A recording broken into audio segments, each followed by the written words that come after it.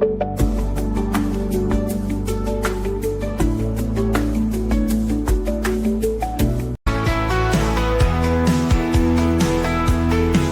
over here, have a moment with me. My name is Miss Lizzie.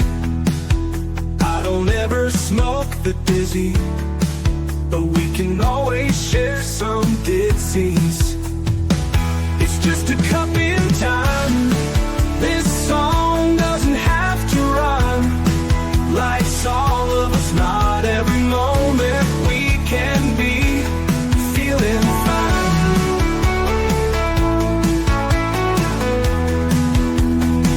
I wanna share a moment, just a second if you will, maybe even a cup of thrill. We could share this performance. It's tea time, come sit with me. Hi guys, Miss Liz is back in the house, and we have Amber Frazier in the house, and we're going to be talking about battle insights. That's what we're going to be talking about, but we're also going to be talking about her tea, and her tea is for City, Conviction and Reckoning. That is the tea that we are serving tonight in the house. But before we get started, you guys know how Miss Liz rolls. Get over to all those platforms: Facebook, TikTok, LinkedIn, Instagram, Clapper, Lemonade, Blue Sky, all of those good platforms. And also jump over to the podcast apps: Podbean, iHeartRadio, Listen Notes, Deezer, Apple Podcasts, Spotify, all those good platforms. Give those a like, follow, and subscribe. And if you follow and you notice that the guests are on those platforms, give those a like and follow us as well, because that's how we make a difference together, by supporting one another. Then jump over to babyboomers.org. Miss Liz has been partnered with them for over 3 years. And if you're looking to be on different podcasts and get your stories out there, there's over 50 different platform hosts that are on that platform. So you can reach out and pitch to them as well and see if you get featured on some of those shows as well. I like supporting all of my colleagues out there in the podcast world. So let's get started with disclaimer and then a beautiful intro. And then we're going to get Amber in here and we're going to spill some tea and have some fun with you guys tonight. Disclaimer for Miss Liz's Tea Time live show. Miss Liz's Tea Time is a global platform dedicating to sharing real life stories, diverse perspectives, and meaningful conversations that inspire awareness, healing, and connection. I'm Miss Liz is going live using StreamYard. Before leaving a comment during the live broadcast, please grant StreamYard permission to display your name at StreamYard.com. Please be advised that all the content brought forward during any Tea Time show is presented in good faith. However, discussions may include opinions, beliefs, and perspectives that do not necessarily represent the views of Miss Liz or the Tea Time platform. Information shared by guests is based on their own experiences and is perceived to be accurate at the giving time of airing. All guest viewers and participants are responsible for using their own good judgment when considering any action that may relate to these discussions. Some episodes may cover sensitive topics, including but not limited to trauma, abuse, grief, mental health, and other emotionally triggering subjects. Listeners' and viewers' discretion is strongly advised. Tea Time with Miss Liz is an open discussion forum designed to offer insight, inspire awareness, and create connection. It is not a substitute for professional, medical, legal, or therapeutical advice. If you require professional support, please seek assistance from qualified professionals or trusted resources in your area. If you have any questions regarding this disclaimer or the content of the discussion, you are welcome to contact me, aka Miss Liz, directly at my email at bookingmissliz@gmail.com or visit my link tree at Miss Liz's Tea Time. By choosing to participate in, comment on, or view these live shows, you acknowledge and accept this disclaimer. Your participation is entirely voluntary, and I, Miss Liz, welcomes you to join the conversation with an open heart. And if at any time you feel this platform is not right for you, I respect your wishes and decision and welcome you back whenever you are ready. Tea Time with Miss Liz is serving truth and awareness one cup at a time. Well, welcome to Tea Time with Miss Liz, where every conversation reminds us that meaningful change begins when we are willing to listen, learn, and understand one another. Today, we are honored to welcome a visionary leader who is challenging the way we approach conflict, communication, and human connection. Please join me in welcoming Amber Frazier-Finkelstein, CEO, founder of Battle Insights, strategist, speaker, and advocate for building bridges where others see barriers. Amber's mission is simple yet profoundly impactful. You avoid the divide. She breaks the patterns and builds across it. In a world where disagreement often creates distance, Amber helps individuals, organizations, and leaders recognize hidden patterns, navigate difficult conversations, and transform conflicts into opportunities for understanding, collaboration, and lasting change. Her work reminds us that true leadership isn't about winning every battle. It's about creating environments where people feel heard, respected, and empowered to move forward together. Today, we'll explore breaking unhealthy communication patterns, leading through empathy and understanding, turning conflict into connection, building stronger teams and relationships, and why curiosity is more powerful than assumptions.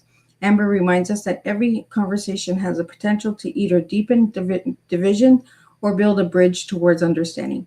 So grab your favorite cup and join us for a meaningful conversation filled with insight, courage, leadership, and the real TEA, truth, experience, and awareness. Let me get Amber in here. Let's spill some tea.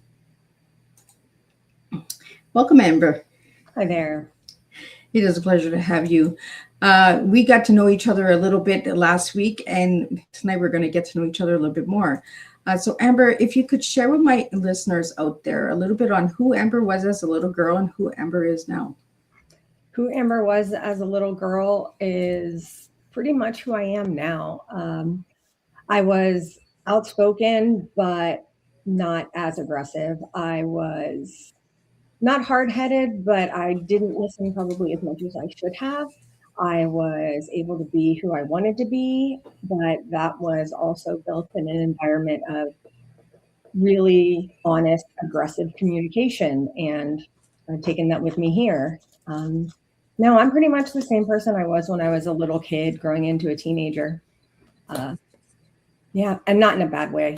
Like, I'm curious. I play video games. I read comic books. I like punk rock and hardcore music. I like my family. That's what I got. So Amber, today you're leading in the leadership world. What inspired you to create the Battles Insight? Well, 3 years ago, my husband went through a change due to COVID, a lot of it, and he had to close his business of 16 years. And when that happened, I did freelance writing, mostly short stories and some corporate, but he was largely the breadwinner, and I did most, if not everything, at home, which was fine. And when that happened, we had to come to understand what our house would look like if our roles would change. And that happened over time, but it wasn't very cut and dry, especially in the beginning. And when we started talking about how he felt about what was going to transition, even though he already had a new company, what my role was going to be within the house, things became a little more tense. And on the site, we have a short ebook kind of outlining this a little bit more, but he expressed something to me very vulnerably and in earnest, and I responded with how I thought he should feel, what I think he should think, and that his feelings and his thoughts were wrong to listen to mine. And in my head, it didn't sound like that. It sounded like, oh, that's not true. You're this. You should feel this way. And I remember looking at him after, I had to say what I had to say. And I don't know really ever how to explain what I saw, but I don't think I ever thought I would talk to my husband that way. And I thought I was doing the right thing. And it was probably one of the worst feelings in the whole world. And it left me thinking, oh my God, if I had heard somebody say that to me, like, how angry would I be? How much would I hate what they said? Would I think that they didn't know who I was? And he didn't do any of that. But that's when I realized we were going to have to figure out a way to not have to tiptoe around all the really tense conversations. And we were going to have to learn how to share each other's responsibilities, because it was no longer cut and dry. He was one, I was the other. We had to be both. And at one point, even had to switch completely. So how did you get the name Battle Insight? Boss battles. Like when you play video games. I was teaching, not teaching. I was coaching like executives, founders about a concept I came up with called ladder amnesia. And it's basically exactly like it says, the further you go up the ladder, the less you remember where you came from. And it makes communicating harder, and the intent is lost with the interpretation. And when it was, I had a 3-month, a 4-month, and a 6-month program. And 9 times out of 10, I would get done with these men and women, and they would ask me, "Do you have anything like this at home, like that you do for?" I was like, "No, I'm not that kind of," and I didn't want to touch anything like that. But the more I had to figure it out in my own home, the more I realized the questions they were asking me about what I could do, it wasn't so much, "Oh, can you teach me how to do this at home?" It was more about they didn't understand how to communicate with each other living in these kind of roles they've been put into. Now, I believe that this is a common phrase, but the way I use it with my work is it was very much acceptance without permission. They accepted the roles, but nobody like explicitly asked, "Hey, do you want me just to go to work? Do you want me just to stay at home?" But these are the roles that, you accept kind of in silence and just go on that way. And I think when it starts like that, it's much more difficult to define questions like, well, who was supposed to do what? And what's wrong with this? Where are you spending your time when this happens? And those seem completely innocuous, obviously. But what it comes down to is the conversations that keep coming back usually turn into the arguments that never get solved. Now, these are usually around two capable people, two very successful people, and they're just communicating about different parts of their shared life. And so what they're usually arguing about are topics like money, dishes, time spent away, schedules, the tone of the conversation, and those are really not what's happening. What the arguments are usually about like fairness, recognition, and just whose work counts more in that moment. And sometimes when there's enough disagreements around particular topics, the trust isn't always as strong as they would like it to be. And so I had to fix all that. Well, not fix. I had to solve some of those same problems for us in my marriage, or I chose to. And I was able to, through the experience I was getting and what I was learning about people in that situation, create the conversation course method. And yeah, I mean, the conversation course method was supposed to be a super fun 10-question lead gen quiz. And then I spent a month learning how to do SQL and code and logic and questions. And then I had to research things like the Gottman Institute and people who had been doing things in the same way, but not really saying this about the people I was working with. And it was very intense month. Well, we have a question here for you, Amber, and it is from Davian. Was there one defining moment that changed the direction of your work? Yes. So about almost exactly maybe a year in, I think, I was working in my company. The initial vision was just a coach, and my husband had been taking care of our daughter at that time. He was doing some redefining of what the company was going to be doing. And so he was taking Penny into camp. He was getting her ready for bed. He was getting all the food ready. He was getting the pets done. And he was doing all this and just kind of running around. And I came home one evening and he was on the couch. It seemed perfectly fine. I think even Penny had already went to bed. And he goes, "Hey, I'll give them the rundown, what's been done, just so they know that you weren't doing nothing all day. And it's not like I asked for it and he never asked for it, but the obligation to give it is still there."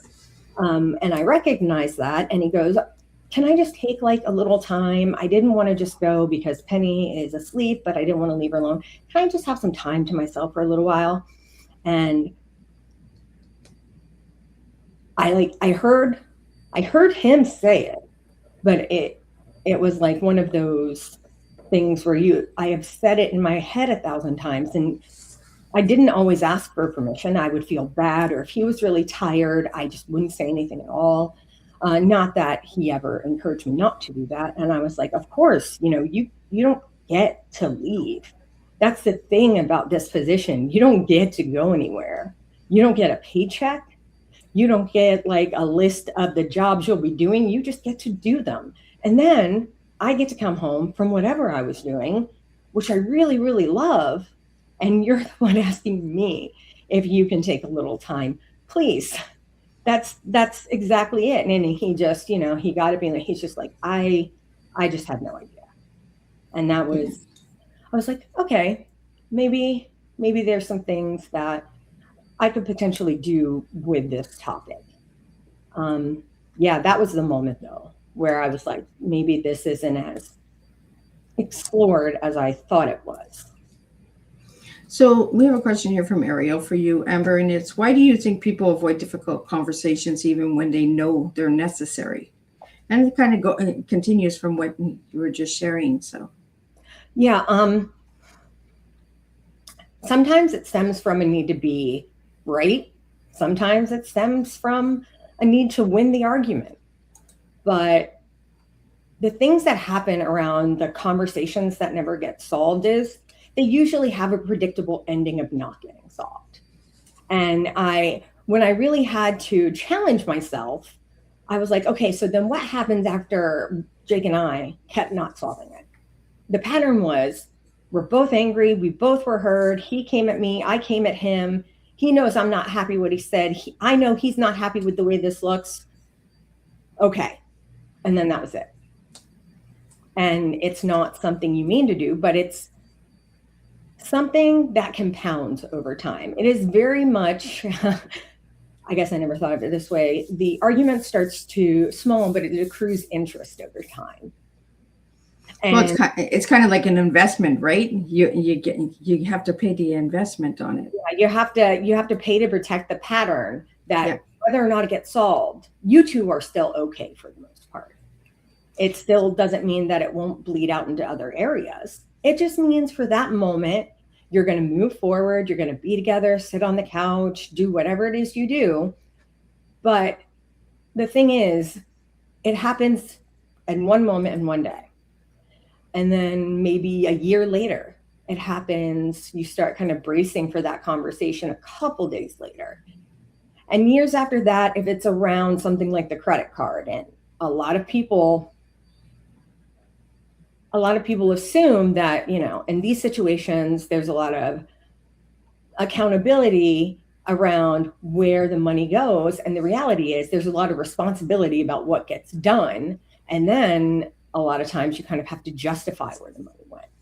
And people may be thinking, I would never stand for that. Well, me either. And here we are. Really? But when it's about something like that, everything turns into something small. And if you go take your kids and you get, lunch, or you pick up something for yourself, it turns into this, not hiding, but it's definitely not disclosed at the end of the day. It's not because you want to hide anything. It's because you feel guilty no matter what. Yeah. And there's just so many things that go into it over time that it never even touched in the beginning. Not that it was ever easy to solve, but it was simplistic in nature. And now it's got characteristics of its own. This is not an argument you can't solve. This is a problem in your relationship. But like any other problem, you can avoid it for as long as you can. Maybe not as long as you want to, probably much longer than you should. But you don't have conversations that are hard because they're painful and they're tiring. And there's no guarantee that either of you are going to be happy. So if you're both unhappy and angry, and you know that you can get over an unhappy and angry, that's okay. But it doesn't end that way if it keeps going that way. Absolutely. And when we have to break the patterns, it's hard because we're so used to a pattern, right? It's like taking a missing link, like a Lego piece out, and saying, you know what, that piece doesn't go in there anymore. So that pattern needs to be broken. So Amber, how do you break the patterns? I ask good questions. I have no dog in the fight, first of all. I'm not a therapist. I'm not a counselor. I'm in no way, shape, or form a clinician. I am merely a practitioner who saw a problem and created a way to help people solve it themselves. Usually people now will take the assessment and they'll kind of get a feel for what I do. Before, it was a lot on referrals, and I had a handful of questions. What's your role in the house? Do you guys fight about anything in particular? Do you keep having the same fight about one thing? Okay, what is that one thing? And then it kind of rolls from there. But people who have an established way to have difficult conversations recognize what I do, and they're like, no, we don't have that problem. Even if the problem is small, if they see what I do, they're like, can I ask you a few questions? Absolutely. So I don't wave a magic wand. The assessment helps a lot. And sometimes I'm not the right fit for them, and they should absolutely be in therapy. But I kind of use the barometer, like if I meet with someone and they should be with a therapist, I tell them, look, you might have, confusion about what I do. Like if a therapist is a surgeon, I'm more like a physical therapist. I'm going to give you the tools you need that if you ever need to go to therapy, it's super easy to have a conversation, or easy enough. But I ask good questions. I'm not like so hungry for anything. I'm going to just take on everybody. And I don't want to fix people. I want to help them help themselves. But in the original roles I made this for, there was definitely a role that was louder than the other. So I just kind of recognized it by who was at work and who was at home. And now it's more complex, but the people coming to it honestly are open to a conversation, and I ask good questions. Absolutely. And COVID changed a lot of relationships because there's a lot of changes in the home, right? Like the dads were staying home, the moms were going to work, or everybody was staying home, at some point, and you weren't used to having that much of time together, right? So it kind of threw everybody off balance. It turned a lot of relationships upside down as well. We have some questions that are coming in that I want to get to you, but I want to get to the assessments as well, because you have two assessments that I want to talk to you about, Amber. From Richard is, how did you become a mother influence your perspective on leadership? I'm not sure that my being a mom influences my leadership. I actually talk about this a fair amount with my clients, because, sometimes, not all the time, they have things from their childhood or past that stem from things from their parents. And I try to keep that really separate. I never had a phase, thankfully, kind of in life where I was afraid to be assertive or say, this is what I want. I was raised in a very, like I said, aggressive, loud, just you can be whoever you want. And for better or for worse, they really tested that theory, my family. And I didn't have to be anybody else. And my dad was very clear. You're not any worse or anything that anybody says you are. You're just as good. You stand right there. You don't have to do anything. And I was smart. I am smart. So it wasn't so much about what people could do to me or to intimidate me, because that doesn't work. It never has. My approach to being a mom is not that. My approach to being a mom, much to the dismay of my oldest child, is different to both of my kids, because I was 24 when I had my first child, and it was unplanned for so many reasons. And it wasn't even with someone I was in a relationship with. And then I'm 36, having a child with my best friend of 20 plus years, who I happened to be married to, who it took us a really long time to have a child. So my My response to mothering is actually a little less calm. I don't always know what to do. And quite frankly, in my house, I have the more hot temper. It's not the worst temper in the world, but I am definitely the first one there every time. So I try not to do that. But I I think I will hopefully one day be a good example for my two girls. My daughter, she's in her 20s. I'm sure she has a lot to say about me, and I'm super excited for her to be in her 30s. That's all I know about that one. And my 8-year-old, she loves me and she thinks I'm awesome and she wants to hang out with me. And sometimes that's the best thing ever. And sometimes it's something I have to remind myself I will miss. Yeah. So Well, we talked about this the other day when we had our little chat, right? Our little chat that lasted almost 2.5 hours. for that 15 minutes. Right? But you know what? People think that our mom roles have a lot to do with our leadership roles, and I'm with you, Amber. I don't think it has anything to do with the leadership roles. I think it has to do with the example, the role model example, but the leadership role, I don't think it has very much to do with it. We have a question here from Golf Tips. What's one communication habit that creates the biggest positive change? Answering the question honestly, listening, stop waiting for your turn to talk. And I am guilty of that even now sometimes, but in a serious conversation, I remind myself that I love this person, that I'm choosing to be with this person. And in this way, my leadership has changed. I've become a better, what I think is friend, wife, and mom, because I'm no longer quick to be the one who has to prove a point or I'm right. I have to remind myself that I need to listen, and I need to listen honestly. And whatever comes out, I want to make sure that I remember as much as they remember that I love them. I don't want to hurt their feelings.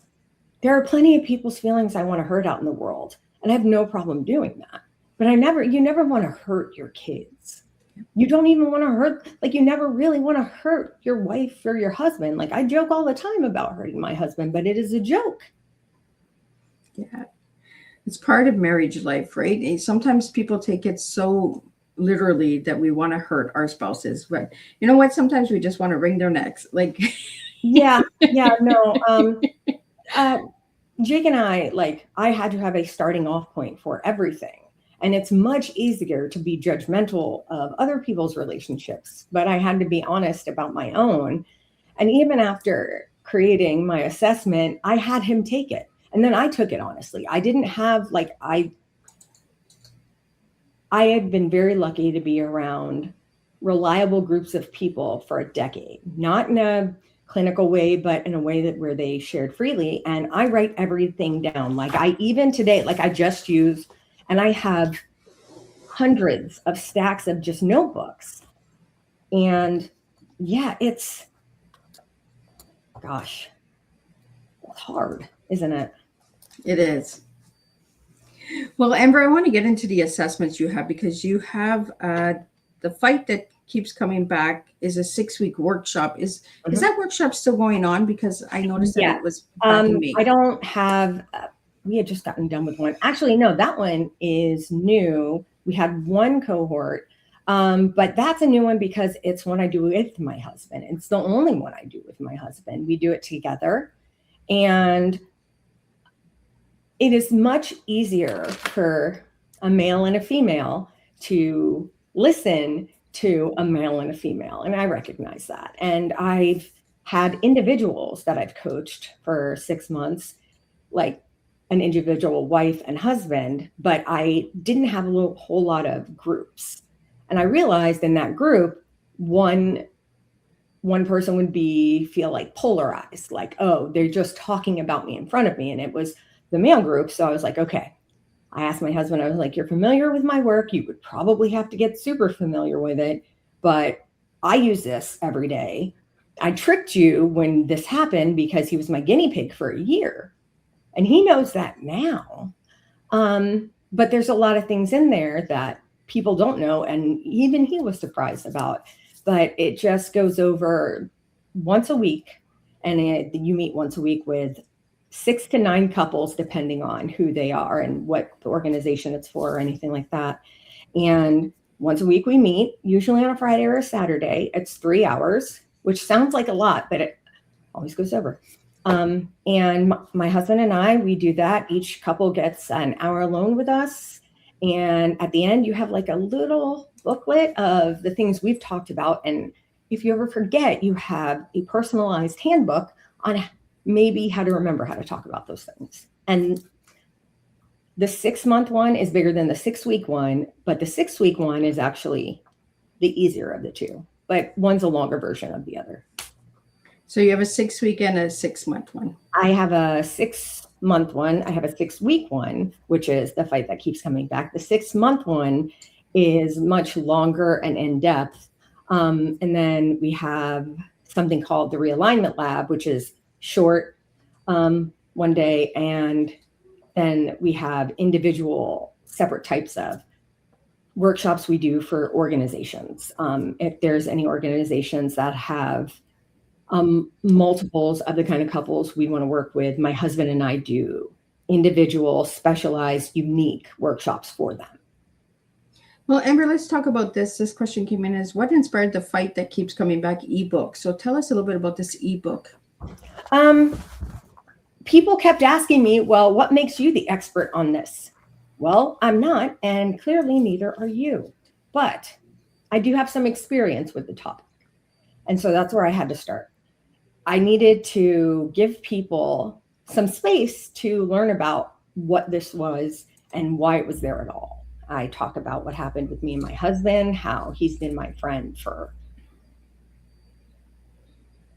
over 25 years, and we'll celebrate 12 years of marriage next month. And, you know, I think I wanted people to know that this isn't me saying, oh, I figured it out, because it's not what happened. What happened was my husband had to declare business and personal bankruptcy, and we had to look at each other and figure out what do we do? And I think people assume organized people have an organized strategy, but no one can give you an organized strategy for that. Or there are people who talk about it in like platitudes and like, you'll get through it. I went through it. Actually, anybody telling you that, that's bullshit. They're going to get through it. It's going to be okay. But none of that is easy. Like, it's super hard. Yep. And you don't want to make anybody feel bad, but you also have to make the honest decision to talk about the hard thing that you know will make the person feel bad. And it's playing jump rope through a minefield. Whereas before you were maybe walking on eggshells. It's so much bigger on a bigger scale, and you're blindfolded. Like, it's not like that at all. And the fight that kept coming back was we didn't know how to solve anything because we were only solving it one way. And that way only worked for who we were before. We had to figure out how to do this now. And it's not even a figure out. Like, it wasn't like me versus him, or I have to fix us or anything like that. It was, I couldn't expect someone who's going through the loss and the grief and like the highs and the lows of having a new business and still working with what's happening with the old one. Like, I wasn't about to have him juggle all that. And that was an assumption on my part, but that's just the way that happens when you truly love someone and respect them. Like, that dude is my best friend. I have another best friend. Her name is Tiffany. I have 2 people I love in this world that I'm ready to just fight anybody over. Like, I don't even care. So the fact that I can take a lot meant I was willing to, and I did it and no one asked. But people want some proof. So I provided a little bit of my research, and I gave them a very simple outline of how we use it. And at the very end, not at the beginning, because I don't want people to, well, I didn't think it would be easier to put how I decided to do this in there. And it's very serendipitous and very strange to me even still. But I was very fortunate and unfortunate all at the same time. And the fight that keeps coming back comes in at the beginning of a little package of 2023 being the worst year of my adult life. My father, who had raised me as a single dad, like my mom, she couldn't be around, passed away 2 days after my birthday.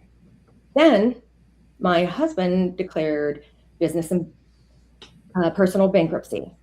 One of my favorite people in the whole world, who I had known forever, passed away, and he just didn't wake up from an embolism one day. And then my mother-in-law got uterine cancer.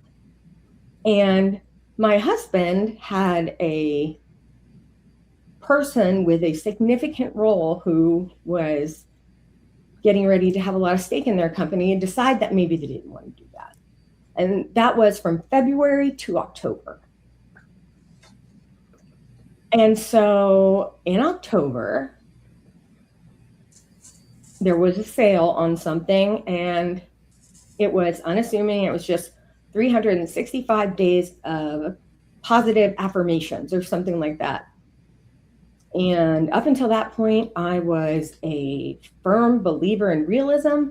And that's pretty much what I told people. And it was really more of a pessimistic outlook with a pragmatist approach and a lot of humor. That's really where I led my life with. And I couldn't do that anymore. I couldn't make comments about what was happening. I had to be able to see a possibility. And I was lost and sad, and I didn't want to make that anybody else's problem. So I saw this little thing of 365. And I was like, you know what? Why don't I just read this one thing every day? And honestly, with that, something happened where a person who we don't speak now, I wish them no ill will, obviously, but they showed me the possibility of what happens when someone takes interest in helping someone else. And that's what led to everything else. So, like you can see, it's a lot of different things, but that ebook is just a smaller portion of the larger manuscript that I'm giving out on the internet little by little. But yeah, inspired, it was more like obligated if people didn't want to keep hearing me talk about it so much, but everything inspired that. Well, Amber, let's talk about the conversation core assessment. We have a question here from Kathy, and it's, how does the conversation core assessment help people communicate differently? Well, I can't make anybody do anything. It helps them help themselves. I can influence, I cannot control. It asks them 16 questions for multiple choice, nothing too difficult in terms of question answer.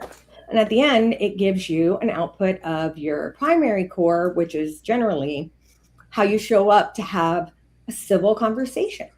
Honey, I want to talk to you about the credit card bill this month. Okay, that's fine. That's who you show up with. And not that it happens every time, but sometimes it turns into a civil conversation, and you go, all of a sudden somebody says something, and you go, excuse me, what did you just say to me? And it comes something completely different.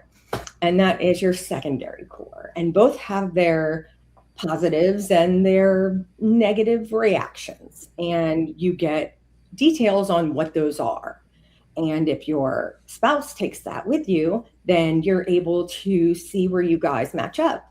On the initial assessment, you will have to provide your email, and you'll get sent your preliminary output. But if you'll have choices where you can email me, you can say you want more. There's a much longer assessment for the two of you to be had that you can use on your own. It isn't free, but it is, I will say, helpful. And then it goes from there. But sometimes I still find myself asking, if I could just know what to say right now, that would be great. And so I kind of created that because I just didn't know what to say sometimes. And Amber, we have a question here from Michael. Is what's one conversation people should stop avoiding today? I think people know. I can't tell you which one or one you don't know, but everybody definitely knows the one they're not having. The one you're avoiding, you're dreading, you're having, and then you're not solving. Whatever that pattern fits is probably that one. So Amber, how does childhood experiences shape adult relationships and leadership? So that's like the atomic bomb, right? Let's just walk through that. Like I said, I'm not a therapist. I am fortunate to have an amazing therapist who still agrees to see me sometimes. That's about all I know about that. And your childhood, somebody told me something once, and it says you're either running towards or away from something in your childhood. And I think that's probably true. You might be super aggressive because your parents were super avoidant, or you're super aggressive because your parents were super aggressive, like mine. You may not want to talk about discussions around death or body image or how people see you. Do you have to be strong versus nurturing? Do you have to be a leader versus, a manager? There are so many things that shape you, but it's also how you choose to deal with them once you're no longer a child. Like your childhood shapes you in a way that nothing else will, because you're the only you. That much is true. But I don't know of a secret recipe that allows somebody to be a well-nurtured adult because their mom and dad went through this sacred ritual where they know how to respond to things. They know how to regulate their emotions. They understand financial difficulties. They can do math. They have account like that. None of that is actually a thing.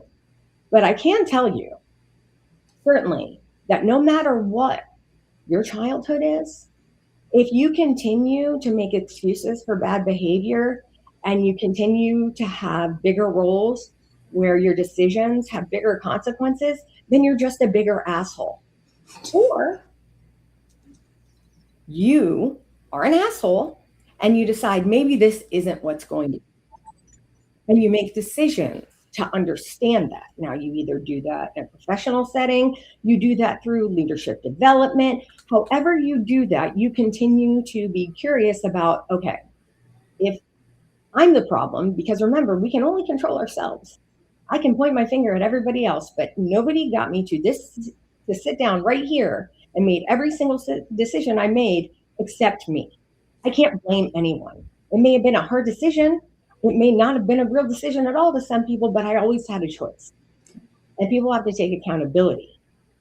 And that kind of determines, yeah, your childhood sucked. And believe me, I get it.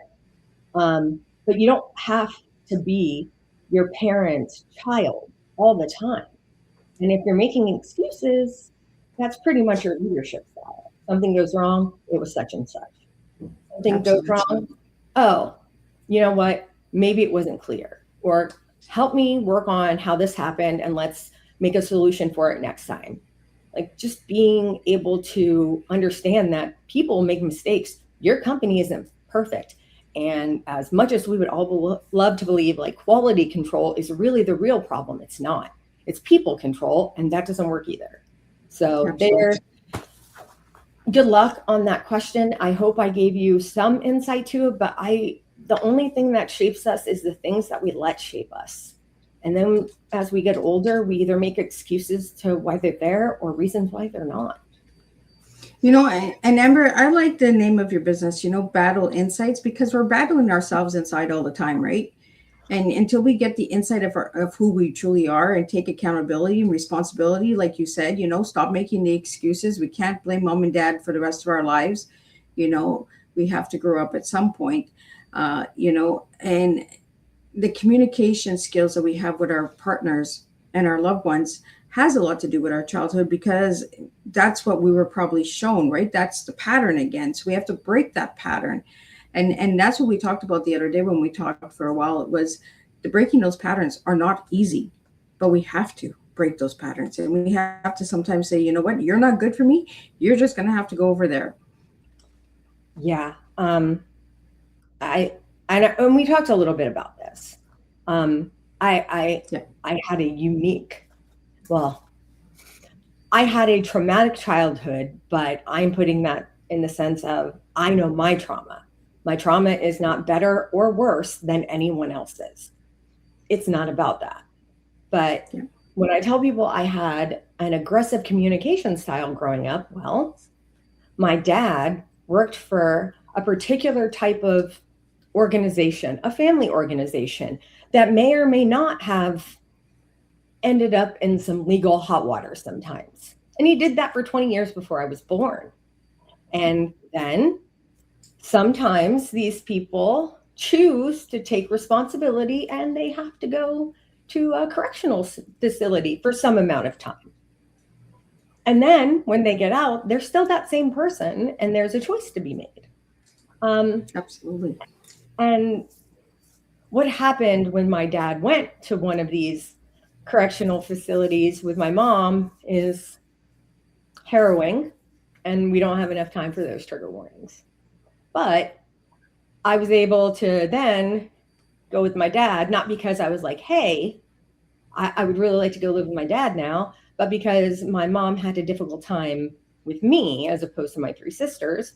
And she dropped us off for the weekend with my dad's best friend, who she never really wasn't in a relationship from that point forward. And I lived with my dad since then. I didn't know she wasn't going to come back, but she didn't. And we were really poor, and we lived in South Florida. I mean, really poor. People wouldn't bring their kids to our house. I didn't realize that, though, because you don't know as a little kid, like, what the perception of ordinary or safe or normal is. This is just your life. And it wasn't easy. Summers were really hard because there was no free lunch. We did a lot of fishing off the pier, and that's what we ate. Sometimes we just didn't eat. And then this entire time, my father is an insulator. He's getting involved with the union. He's getting involved with politics. And, we're these little kids. I was 8 and 9 years old. My little sister is a year and change younger than I was. She was there too. And we're going along through this. And I have never seen shows about any types of these organizations that have such close family ties in them. But from what I understand, they're pretty accurate in terms of aggression, honesty that's aggressive. And, my dad, for better or for worse, this is kind of how he raised us. Like, we were just as good as anybody else, but as kids, and not as kids who has a mom that can be, take away the kids from all this. That's not what happened, because you have to make ends meet, and you have friends that can help you make ends meet. And that's where we were. And so that kind of shaped my communication style, which has gotten less aggressive, but it's still me. Like, you don't escape your childhood all of a sudden. It's just that a lot of people who go through everything I went through, and there is so much more. You don't have conversations like this. Yeah.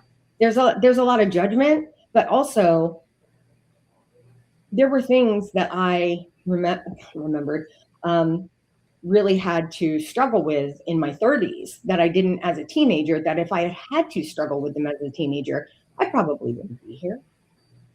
So our childhood puts us where we are. Yeah. Amber, I want to get into your tea. Your tea that you gave me, I can't say the first word. It's ferocity. Could you tell me a little bit about that word? Because I've never heard that word before. Oh, tell me a little bit about that word. I'm pretty ferocious in whatever. Like, it's in debating people, it's in business, it's in trivia, it's in board games. Like, I am just intense. And The best and worst thing about that is most people, aside from my husband, can't match that amount of intensity for long periods, which is why when I go away and come back, they're always very happy to see me. But as I got older, I know when to go away now. But I am a ferocious friend, mom, wife, partner, leader. Yeah, no, I mean, I could have your back in the grocery store if you're on the right side. Like I don't really have, I have a barometer, but it's definitely, it only works sometimes. And it's like kind of on his last leg. It's like, yeah. And the second word you gave me was conviction. Tell me a little bit about conviction. I'm not wishy-washy. Like the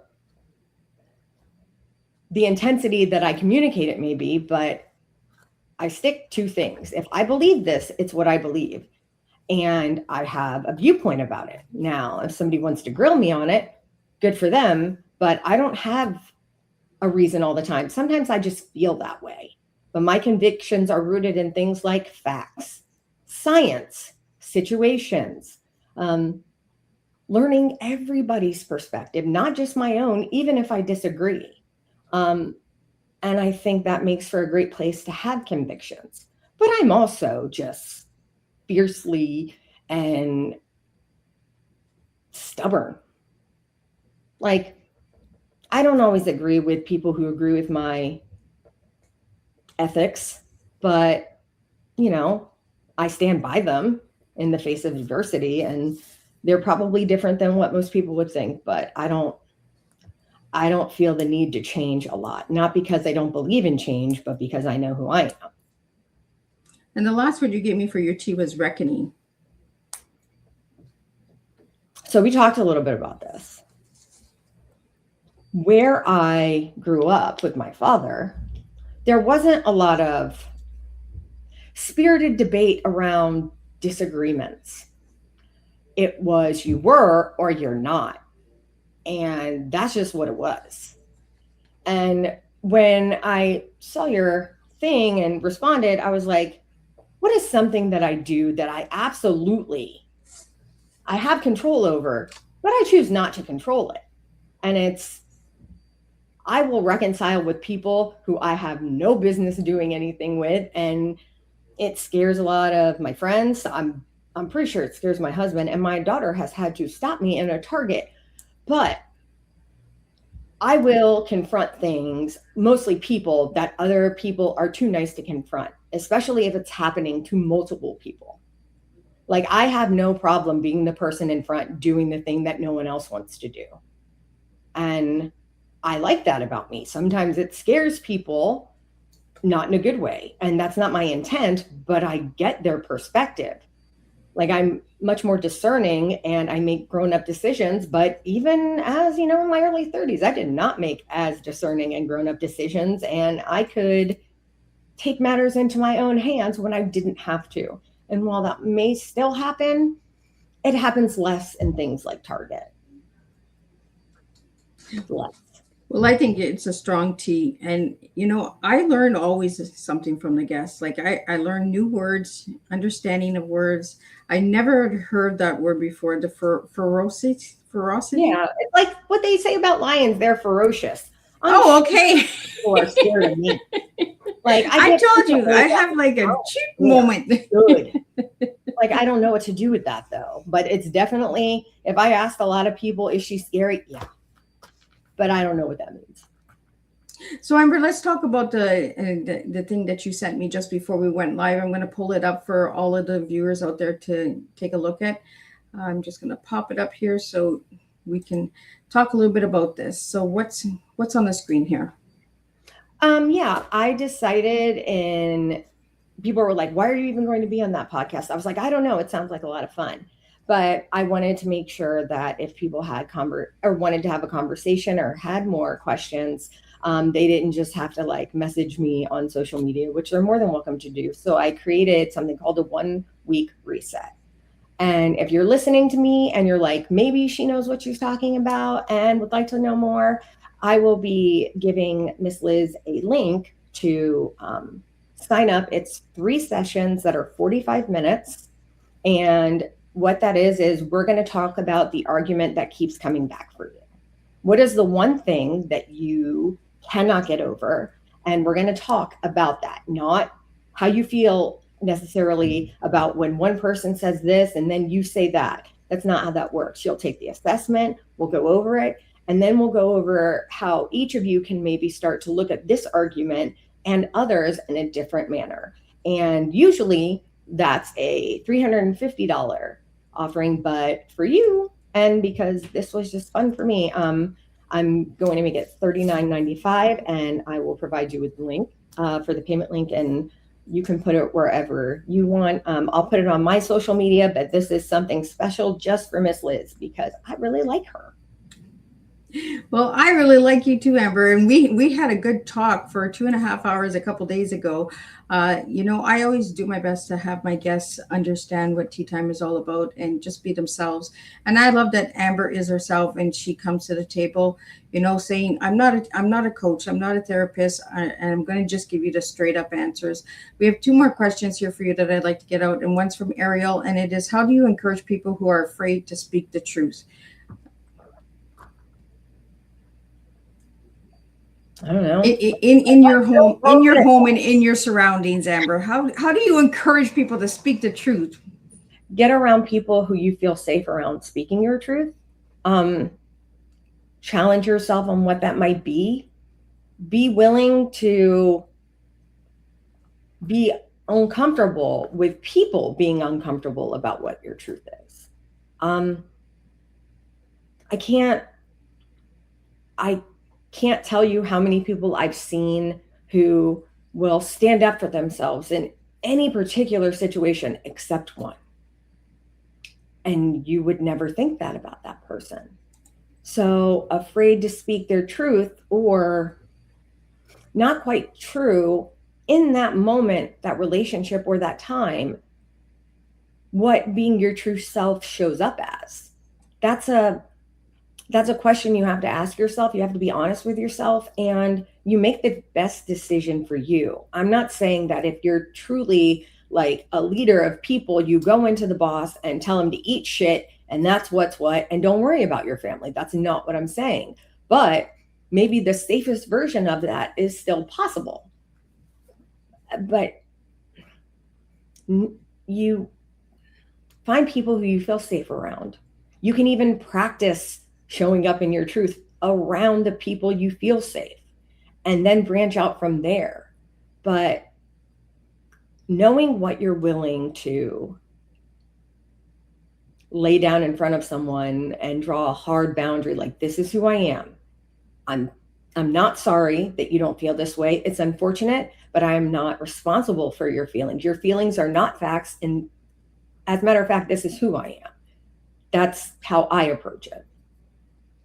And the last question we have for you, Amber, tonight is, what's one lesson business leaders often overlook about communication?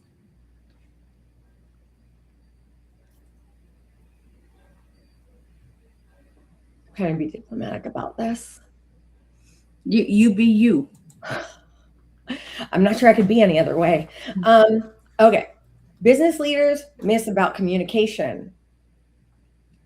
Who and how they're communicating to them. Initially, and there are people and leaders who don't do this. This isn't 100% of the time. But as time goes on and leaders get more responsibility, they kind of forget that they're having a conversation. They talk at, they don't talk with. And then, even if they're just doing that work at work, they bring that home. And they miss it because at the end of the day, the person they're coming home to is tired. They are not your babysitter. And they love you and they want to spend time with you. But you need to miss them with that, all right? And then they go to work, and the people who are working so hard for them, or even the managers who are just have to deal with the boss, are like, Jesus, in Christ. And they miss it because it's not about the people around them. It's about them. And I hate to tell you, real leaders don't think it's about them at all. They don't wake up and they're not like, shit, I got to deal with so-and-so. This is going to suck. They're like, okay, I have to do this. I get to do this. I wake up the same way. I'm not perfect, but a real leader doesn't ask, what do I have to deal with today? They should be asking, how do I get these good people to continue to do good things so I can continue to lead them? And then they need to go home and share this. They don't need to do anything, but I would encourage them to go home and ask themselves, how can I make the most of the time I have with this person? All leaders forget about communication, that the other person has to be willing to be in a conversation or relationship with you. And if you make it really hard to do that at work or at home, you're going to be alone. And eventually, and I promise you, there won't be enough money for an honest person to be around you. And then you really are alone, just surrounded by a bunch of people. So I'm not going to say be nice. Be honest in a way that would make you want to come back, not in a way that would rouse you to be more motivated or challenges you.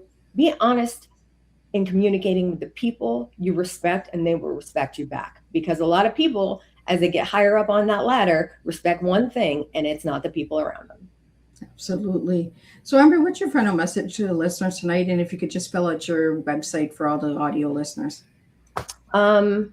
My website is easy. It's battlesinsights.com. And my final message, the argument is never about the argument. And if that keeps coming up for you, re-examine it, communicate with honesty, and remember the person that you're having this conversation with, you love them. And if that's not the thing you can remember because you're so angry, and remember, I hear you. I am angry, but in the most productive, loving way possible. Then go maybe explore how to lessen the barrier that keeps you from moving forward with a resolution instead of resentment.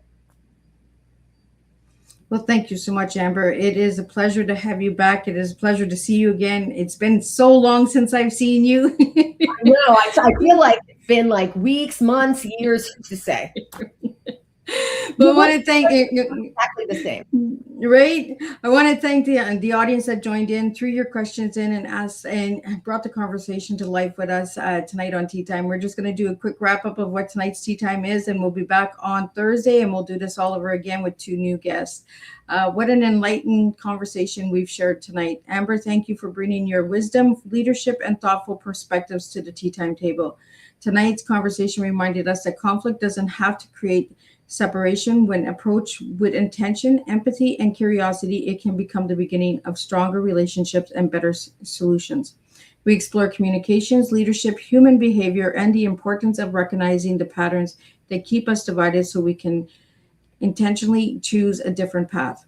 One of tonight's greatest takeaways is this: real change begins when we stop trying to win the conversation and start trying to understand the person. Through your work at Battles Insight, you've shown us that lasting transformation happens when we replace assumptions with curiosity, judgment with compassion, and division with meaningful dialogue. As we close tonight's tea time, I'd like to leave everyone with this thought. The next time you find yourself in a disagreement, ask yourself this: am I trying to prove a point, or am I trying to build a bridge? Sometimes the strongest leaders aren't the loudest voices in the room. They're the ones who create space for others to be heard. Amber, thank you for reminding us that understanding one another isn't weakness, it's one of our greatest strengths. Until next time, continue building bridges, continue leading with purpose, and continue serving real life tea. Truth, experience, and awareness, one conversation at a time. And tonight's takeaway from myself is every relationship, every community, and every organization grows stronger when we choose connection over division. The bridges we build through empathy, respect, and honest conversation often become the pathway that leads us towards lasting change. And I'll see everybody on Thursday, and we'll do this all over again.